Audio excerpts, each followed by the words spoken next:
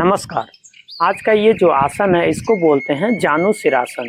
जानु का अर्थ होता है जांग और सिरासन मतलब अपना सर अपने जांग के पास लगाना। वैसे तो इसका हमने कुछ वीडियो में चर्चा किया है, लेकिन आज इसके बारे में पूरा विवरण बताते हैं। तो जानु सिरासन सबसे पहले इसका लाभ देखते हैं। तो जानु सिरासन का लाभ हमारे सर से लेके हमारे पाँव तक पूरा इसका लाभ ही लाभ है। अब देखिए ऊपर हमारे सर के पास अगर हम इस आसन को करते हैं तो इससे हमारा अवसाद मतलब तनाव कम होता है। और अगर सर से नीचे आते हैं तो हमारे कंधे की जकड़न, जब हम जो है अपने कंधे को अपने हाथ को इस तरीके से आगे के रास्ते खींचते हैं तो हमारे शोल्डर मसल्स के लिए, कंधे की जकड़न के लिए बहुत अच्छा आसन है। उसके नीचे आते हैं हमारे स्पाइन, रीढ़ की हड्डी। जब हम जो है सीधा करके अपने रीढ़ की हड्डी को इस तरीके से आगे करते हैं तो हमारे रीढ़ की हड्डी में एक खिंचाव पैदा होता है, जिसकी वजह से हमारी रीढ़ की हड्डी मजबूत और फ्लेक्सिबल होती है। उसके बाद हमारे जब हम आगे की तरफ इस तरीके से इस पोजीशन में बैठ के आगे की तरफ झुकते हैं तो हमारे पेट के आसपास जितने भी ऑर्गन हैं, किडनी, लीवर, छोटी आंत, बड़ी आंत, जितने भी हमारे पेट के आसपास जितने भी ऑर्गन्स हैं, तो उन सब का जब हम आगे की तरफ झुकते हैं तो यहाँ एक दबाव पड़ता है। तो उसके वजह से उनका एक अच्छा मसाज होता है और वो अच्छे से काम करते हैं, हमारे डाइजेशन सिस्टम को मजबूत करते हैं, पेनक्रियास को मजबूत करते हैं। तो उसके बाद जब हम कमर के नीचे आते हैं तो इस आसन को करने से जब हम इस तरीके से आगे की तरफ झुकते हैं तो हमारे जो पैरों के ये नीचे की जो है यहाँ पे नसें हैं, जो यहाँ पे नर्वस सिस्टम है, इनमें एक बहुत खिंचाव होता है। दर्द भी हल्का हल्का होता है, लेकिन आप धीरे धीरे जैसे जैसे प्रैक्टिस करेंगे तो ये धीरे धीरे सब सही हो जाएगा। तो हमारे नसों में इसमें पूरा खिंचाव होता है, जिसकी वजह से ब्लड सर्कुलेशन हमारा पूरा पैर की तरफ बढ़ जाता है और हमारे पैरों की मजबूती के लिए, थाई मसल्स की मजबूती के लिए, तो इस तरीके से इसका पूरा सर से लेके पैर तक फायदे ही फायदे हैं। अब इसको करना कैसे है? तो इसको करने के लिए सबसे पहले हमें दंडासन में इस तरीके से बैठ जाना है, अपने शरीर को सामान्य कर देना है और अपने बाएं पैर को इस तरीके से मोड़ते हुए, देखिए ऐसे पूरा अपना बाएं पैर घुटना जमीन पे लगा देंगे और बाएं पैर का एड़ी अपने मूलाधार एरिया पे रहेगा और बाएं पैर का तलवा दाहिने पैर के जंघा के पास इस तरीके से पूरा टच रहेगा, देखिए ऐसे। और उसके बाद अपने दोनों हाथों को श्वास भरते हुए ऊपर उठाएंगे और श्वास छोड़ते हुए इस तरीके से आगे जाएंगे। अब देखिए इसमें पंजा हमारा ऐसे नहीं रहेगा, पंजा पूरा सीधा होना चाहिए, ऐसे देखिए पूरा सीधा होना चाहिए, आगे की तरफ नहीं होना चाहिए, ऐसे पंजा सीधे। और अपने दोनों हाथों को इस तरीके से पंजे के पास पकड़ लेंगे। हो सकता है आपका पहले दिन जो है इस तरीके से ना पकड़ में आए तो कोई दिक्कत नहीं है। पहले दिन आप जो है इतना पकड़ सकते हैं, फिर धीरे धीरे इतना अंगूठा पकड़ सकते हैं। इसको आप जो है जल्दीबाजी में ना करें। पहले जो है इसको करने के लिए सबसे पहले आप जो है सूक्ष्म व्यायाम करें, खड़े होकर आसन करें, अपने शरीर का वार्म अप करें। उसके बाद जो है जानु सिरासन करें, क्योंकि इसमें हम जब आगे झुकते हैं तो हमारे कमर पे और पैर की नसों में पूरा खिंचाव होता है। तो अगर आप इसको ठंडे शरीर में करेंगे तो हो सकता है कहीं कुछ ऐसा खिंचाव आ जाए जिसकी वजह से दर्द हो जाए और आपका हमेशा के लिए दर्द बना रहा है। तो इसीलिए जितने भी कठिन आसन होते हैं उनको करने से पहले छोटे छोटे आसन करें। जब शरीर गर्म हो जाए, हल्का पसीना छूटने लगे, फिर आप जो है कठिन आसन करना चाहिए। तो इस तरीके से पहले दिन मान लीजिए इतना पकड़ में आएगा, तो इस तरीके से और श्वास छोड़ते हुए पहले हमने अब इसमें श्वास की गति आप ध्यान देना। जब हम हाथ को ऊपर उठाते हैं, श्वास भरते हुए ऊपर उठाते हैं और श्वास छोड़ते हुए आगे जाते हैं, इस तरीके से, देखिए ऐसे।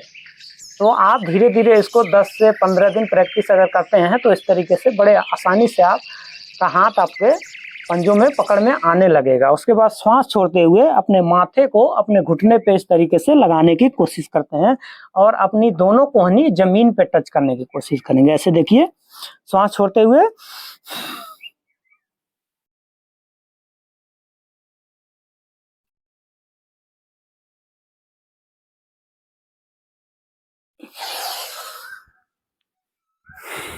श्वास भरते हुए ऊपर आ जाना, इस तरीके से इसको कर सकते हैं।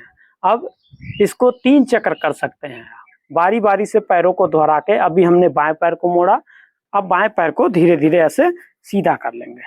अब दाहिने पैर को मोड़ लेंगे, दाहिने पैर को देखिए ऐसे मोड़ लेंगे और अपना एड़ी मूलाधार एरिया के पास, दाहिने पैर का पंजा बाएं पैर के जंघा के पास, और इस तरीके से अपना पैर सीधा कर लेंगे, कमर गर्दन सीधी कर लेंगे और शरीर को थोड़ा इस तरीके से ऐसे नहीं रखेंगे, ऐसे थोड़ा सीधा ले आएंगे।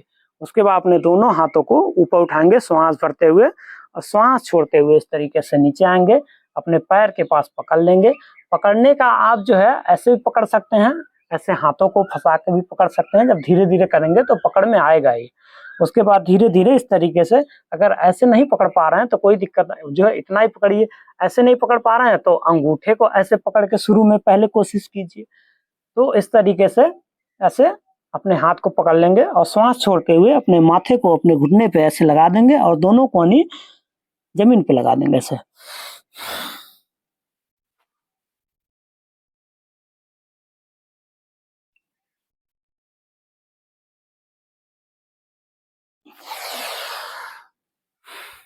श्वास भरते हुए ऊपर आ जाए। इस तरीके से आप इसको 3 चक्र कर सकते हैं। पैरों को बदल बदल के 3 चक्र कर सकते हैं। शुरू में आप जो है 10 दिन तक 1 या 2 ही करें, उसके बाद धीरे धीरे बढ़ाएं।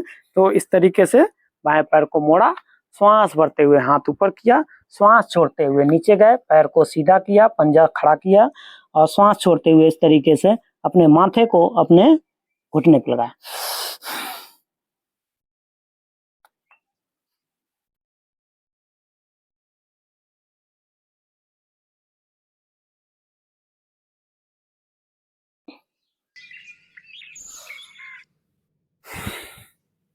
अब इसमें अगर आप ज़्यादा देर तक, अगर आप 5 सेकंड 10 सेकंड रुकते हैं, फिर तो आप श्वास छोड़ के श्वास रोक लें, 5 या 10 सेकंड रुकें और उसके बाद फिर वापस आ जाएं श्वास भरते हुए। लेकिन अगर आप ज़्यादा देर तक स्टे करते हैं तो आपको अंतिम स्थिति में हल्का हल्का श्वास लेते रहना। इस तरीके से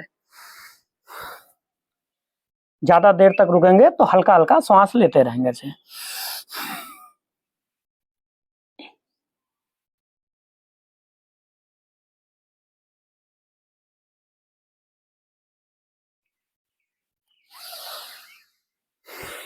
अब इसको करने की सावधानियां क्या क्या होनी चाहिए, तो जिनको स्लिप डिस्क की समस्या है उनको ये बिल्कुल नहीं करना चाहिए। जो हार्ट के पेशेंट हैं उन्हें भी नहीं करना चाहिए। हार्ट के पेशेंट, बीपी के पेशेंट, जिनको पेट में आपको लगता है कि पेट में अगर गंभीर किसी की बीमारी है, जैसे अल्सर, हर्निया या कुछ भी पेट में अगर कोई गंभीर बीमारी है, तो इस आसन को नहीं करना चाहिए, क्योंकि इस आसन को आगे झुकने में पेट में पूरा दबाव पड़ता है, तो पेट की गंभीर बीमारियों में नुकसान दे सकता है। जिनके घुटने में कोई समस्या है उनको भी ये आसन नहीं करना चाहिए। YouTube पर आप लोगों का प्यार और स्नेह हमें बहुत ज़्यादा मिला है, इसके लिए बहुत बहुत धन्यवाद। आप लोग इसी तरीके से आप अपना प्यार और आशीर्वाद हमें देते रहें। धन्यवाद, नमस्कार।